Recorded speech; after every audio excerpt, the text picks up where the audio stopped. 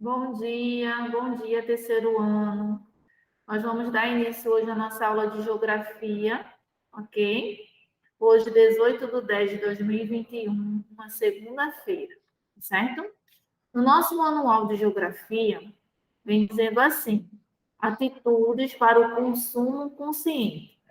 Deixa eu abrir aqui para vocês poderem visualizar melhor. Aí vem dizendo assim, página 18, tá? Atitudes para o consumo consciente.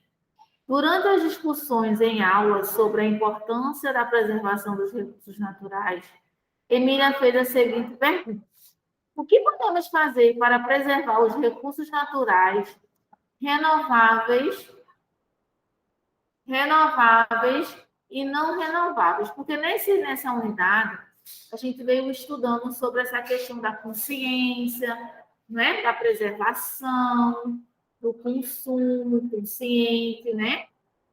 E aqui nós vamos dar continuidade à aula passada. Aí diz assim: a professora Fernanda escreveu a pergunta de Emília na lousa e as crianças logo levantaram a mão para dar sugestões, ok? Aí diz assim: ela então anotou na lousa: ajude os alunos da Escola Mundo Mágico a compreender e a completar a lista abaixo. Eu vou ler essas sugestões que eles deram, tá? E depois vocês também podem completar dando outras sugestões. Mas aqui, para a gente ter como exemplo, eles colocaram o quê? Economizar água e luz, não é? Que a gente sabe que, além do consumo excessivo, né, ou desnecessário, gerar uma conta alta para o final do mês ser pago, nós precisamos economizar por uma questão ambiental, por uma questão de consciência, né, de ter um consumo consciente realmente em cima do que a gente precisa, tá? Por isso que ele fala em economizar. Como é que a gente pode economizar água? A gente viu isso na unidade passada, né? Que a gente pode evitar esse consumo excessivo ou desnecessário, evitando lavar calçadas, não é? Com a mangueira, com a água da mangueira, e sim reutilizar águas que nós utilizamos na máquina de lavar, né? Ou água da chuva, economizando energia, desligando a lâmpada do ambiente em que não estamos mais, ligar realmente só quando for necessário. Mesma coisa com relação ao ar-condicionado, a ventilador, a máquina de lavar, a gente tentar juntar um pouco mais de roupa para poder usar a capacidade dela toda, que, sei lá, tipo 7 litros, né? 7 litros, não, desculpa, 10 quilos, 7 quilos, 12 quilos, e assim sucessivamente. Economizando combustível, não é? Evitar de estar saindo desnecessariamente de carro, onde a gente poderia realizar algumas atividades a pé, de bicicleta, não é? Como, de repente, ir até a padaria, vir à escola, ir ao mercado, não é? São algumas atividades que a gente poderia ser, que podem ser realizadas andando, né? Que vai até nos ajudar também com relação à nossa saúde.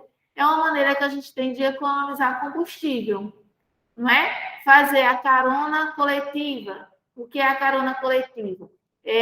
Se eu vou para um determinado lugar, onde eu sei que outras pessoas também vão, eu levo elas, né? E assim elas vão evitar de estarem andando com o carro delas, né? É uma maneira também de se economizar e de ser solidário, de ajudar o meio ambiente, porque nós vamos estar poluindo menos. Menos carro na rua, menos poluição, não é? Dispensar embalagens e sacolas descartáveis. Como é que a gente pode fazer isso? Ter o hábito em usar aquelas sacolas retornáveis, né? São umas que são muito resistentes, por sinal, mas que a gente consegue ir ao mercado, comprar o que a gente precisa, colocar nela e reduzir o uso das sacolas plásticas, né? tanto aquelas que a gente utiliza para colocar frutas e verduras, né? Aquelas transparentes, como aquelas sacolas que a gente utiliza já na saída, no caixa, para poder levar até a nossa casa, né? É uma maneira que a gente tem de reduzir esse consumo de sacolas, de plásticos, né? Onde a gente sabe que o plástico ele é um grande poluente ao meio ambiente, que leva muitos anos, uma estatística de mais ou menos 100 anos para poder se decompor. Então, é muito tempo, não é? Nós também podemos utilizar aquelas garrafas, né? Onde a gente pode utilizar o refil como sabão líquido, como detergente de lavar louças, amaciante de roupas, não é? Nós também podemos reutilizar embalagens para colocar o sabão em pó, né? Café solúvel, enfim, são vários utensílios que nós temos que nós podemos utilizar para reutilizar a embalagem e usar só o refil. E com isso reduzir, né, o plástico, o lixo que vai prejudicar o meio ambiente no nosso dia a dia, né? Aí ele fala aqui, não jogar de latas nas praias, nas ruas e nem em outros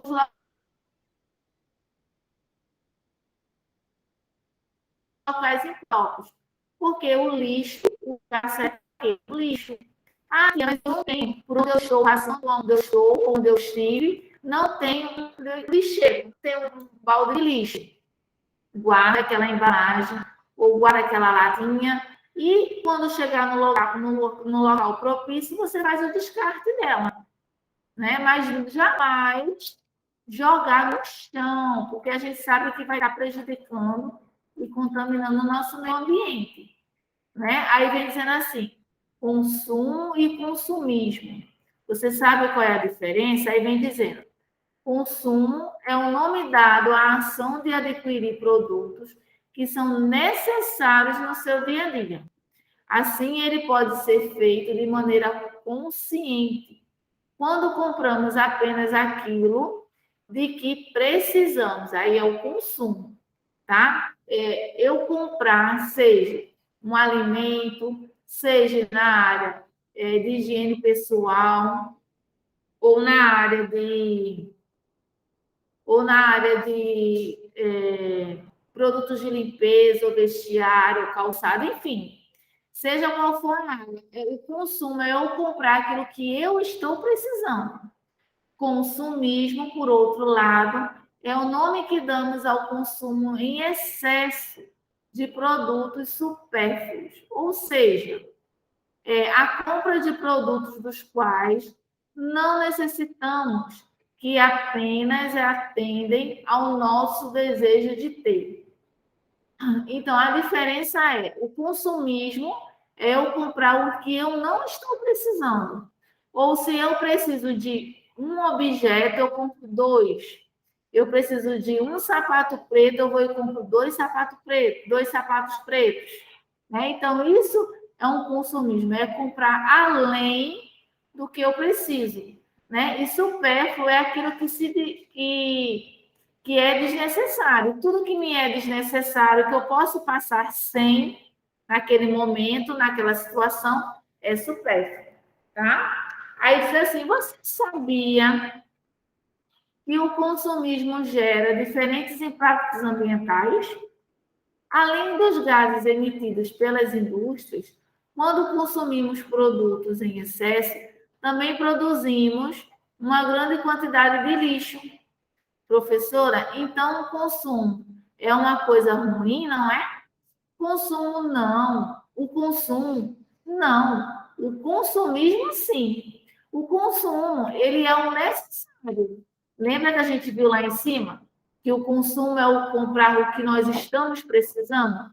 Já o consumismo é comprar além do que eu preciso, né? Então, se eu compro além do que eu preciso, né, a fábrica vai ter que produzir mais e isso vai gerando vários impactos ambientais desnecessários, não é? Desnecessários, que eu quero dizer por quê? Porque as pessoas estão consumindo além do que precisam, tá? Aí vem assim, a atitude consumista. É aquela na qual a pessoa fica com muita vontade de comprar certos produtos quando vê anúncios e propagandas na internet, na televisão e nas ruas.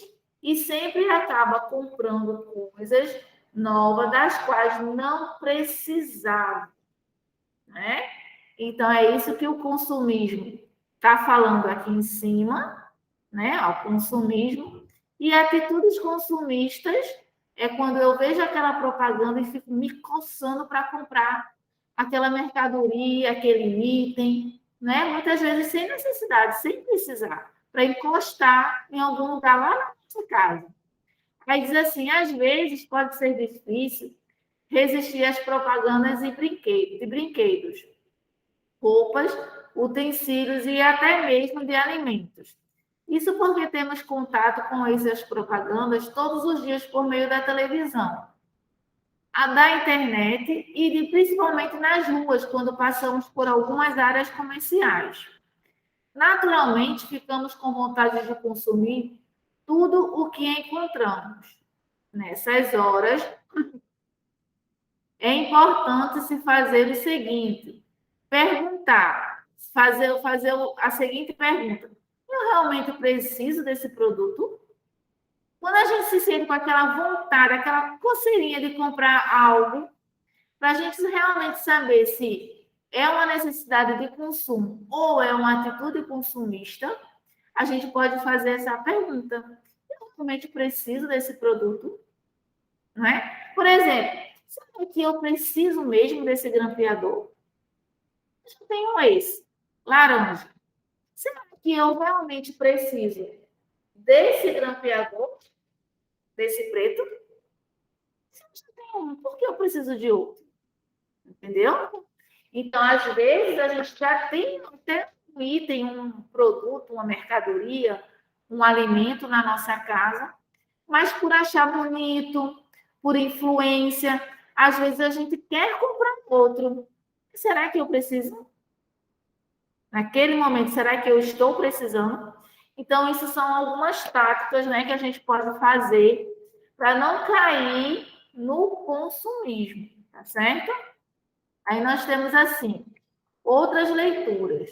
O dia da sobrecarga da Terra. Você já ouviu falar do dia da sobrecarga da Terra? Não se trata de uma data comemorativa, mas de uma data criada para marcar o dia em que a humanidade atinge o limite de uso sustentável de recursos naturais disponíveis para o humano. Como assim? Vamos ver. Em 2019, por exemplo, no dia 29 de julho, a humanidade já havia consumido mais recursos do que a Terra é capaz de renovar em um ano. Lembra quando a gente falou que existem alguns recursos naturais que a Terra consegue renovar naturalmente? Então, de acordo com os estudos de 2019, na metade do ano, em julho, né? Mais da metade, um pouquinho, mas em julho, mês 7, a humanidade já havia consumido mais do que se é necessário, mais do que se é possível a Terra renovar em um ano, né? Aí diz assim, atualmente o ser humano tem consumido o equivalente a mais planeta e meio do que pode ser renovado. Então, isso é um caso muito sério. É uma bandeirinha, uma luzinha que a gente precisa acender. Não é por isso que se fala hoje muito em se consumir o que precisa, que é o consumismo, é o consumo consciente. Se fala muito em reutilizar as coisas, algumas coisas, em reaproveitar, né, em reutilizar. Então, são por essas razões. Em termos de alimentações mais saudáveis, né, tirar o máximo que a gente puder da indústria, dos alimentos industrializados da nossa rotina, do nosso dia a dia, reaproveitar as embalagens, né? Se economizar mais água, mais energia, causar menos poluição ao meio ambiente, tá? Aí temos assim, aprender o valor das coisas, trocar ou consertar. Se eu tenho um eletrodoméstico, por exemplo, sei lá, um liquidificador, e ele quebrou, é mais fácil, é melhor eu comprar outro ou eu mandar ajeitar, ou mandar consertar. Tem várias situações, né? Tem situações que vai ser melhor eu fazer o conserto dele, dependendo do objeto, do valor que é um novo, do valor que eu vou pagar por aquele conserto. Às vezes é melhor eu consertar, mas às vezes não vale a pena e é melhor eu comprar outro, né? Existem essas situações também. E aí, o que fazer com aquele que quebrou?